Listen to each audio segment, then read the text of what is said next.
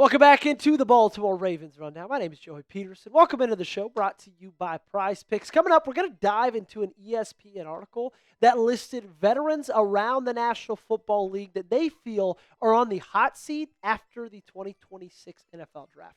Now, this isn't one of those articles where they go team by team.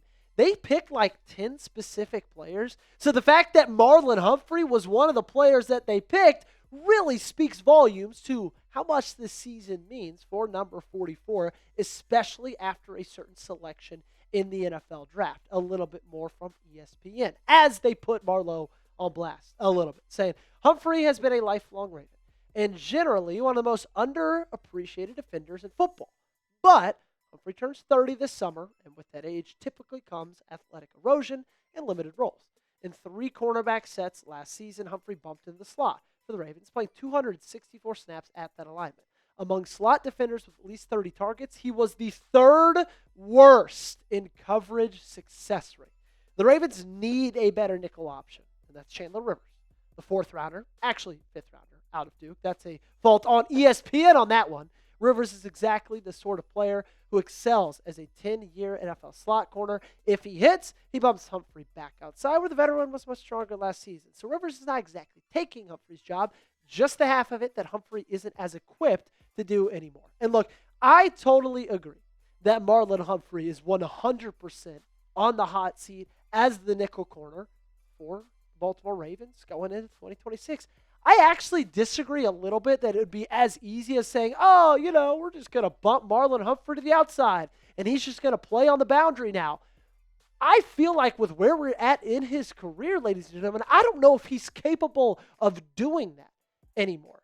And we've talked about trading Marlon Humphrey before, and I truly believe if you feel good about Nichols and you feel like you can get something for him, I wouldn't mind a trade because the cost of his contract, the regression in his play, and frankly, I'll talk a little bit more about this in a second, I don't necessarily love his attitude.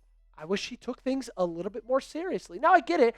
Everybody's, their own person. Not everybody's going to have a Tom Brady-like approach.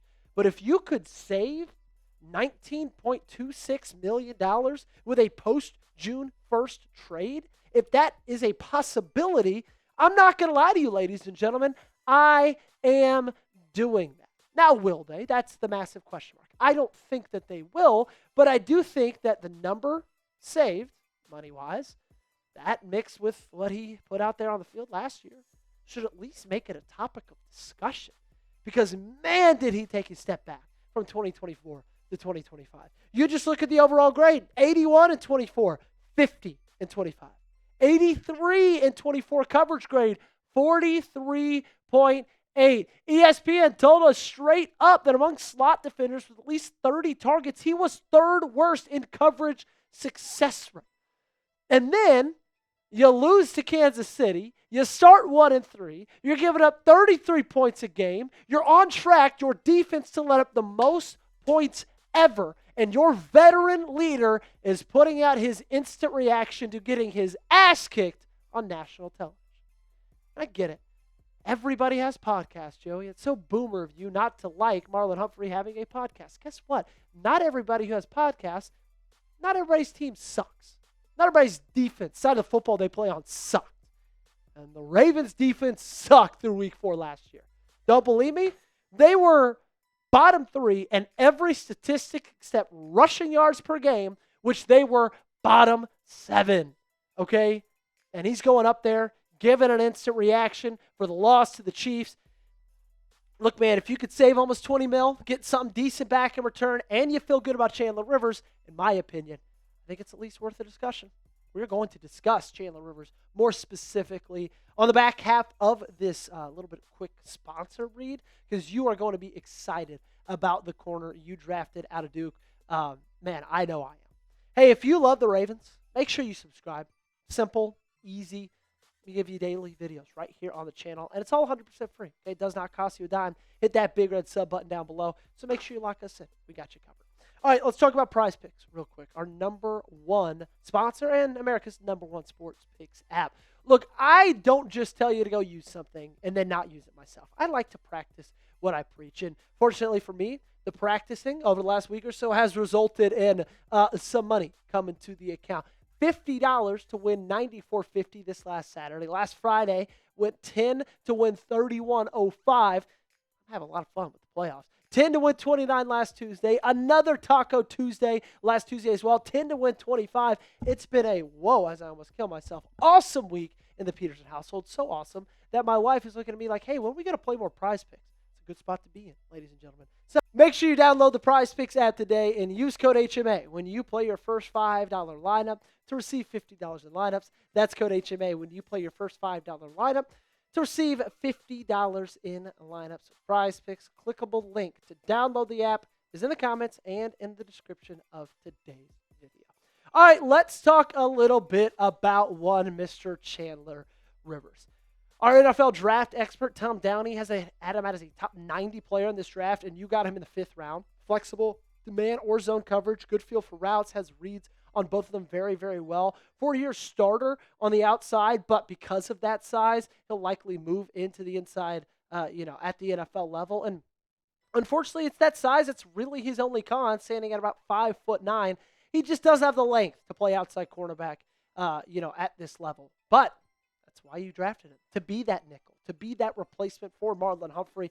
13 games played for him for the Duke Blue Devils in 2025, almost 60 tackles, 3.5 tackles for loss, an awesome forced fumble on a blitz, hitting the quarterback, jarring the ball loose, 10 pass breakups, 2 interceptions, 473 yards allowed. A little high on that, but he was just a guy that, was on teams' wide receiver ones every single snap, so those guys automatically would draw in a little bit more targets. Just played a ton of football. Started 39 games over his last 3 seasons. Played in over 50 games in his career with Duke. He is my favorite value pick in the draft. He was when you drafted him. He is still right now. And I legitimately, with every fiber in my being, believe this is a guy who can be a starter in 2026. I truly, truly feel that way because he's got everything you could want. He's got the athleticism. 8.8 RAS score. The only thing that really knocked him is that size. He's got the instincts. But my favorite thing about Chandler Rivers is the fact that he plays like a Raven already. He's tough. He's not afraid to hit anybody.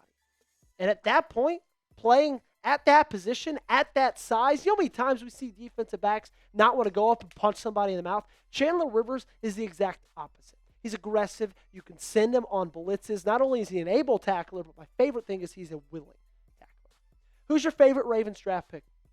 Let me know down below in the comment section. We're going to pivot away real quickly to round out today's show from any talk about Marlo or Chandler Rivers. I saw an article put out by Jamison Hensley today, and I thought he answered or asked some really great questions. So we're just going to discuss those, just the two of us, as we leave you on our Tuesday evening. Will the Ravens reach a contract extension with Lamar Jackson? Jamison Hensley thinks this is one of the biggest questions for the Ravens, and I 100% agree with that assessment. Look, at the end of the day, what happened in March was a little bit strange and a little bit unexpected.